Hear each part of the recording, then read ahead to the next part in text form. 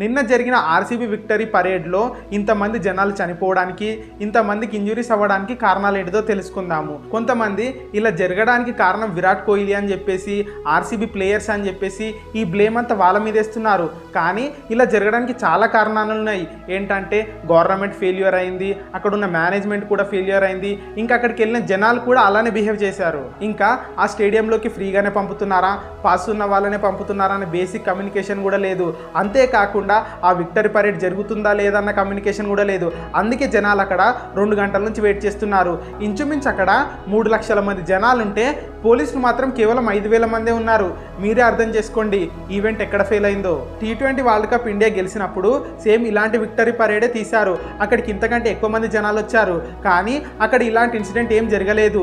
ఎంత పెద్ద ఈవెంట్ అయినా కానీ మంచి మేనేజ్మెంట్ ఉంటే సాఫీగా జరుగుతుంది. ఆ స్టాంపేడ్లో చనిపోయిన వారికి కర్ణాటక గవర్నమెంట్ 10 లక్షలు ఇస్తామని చెప్పింది.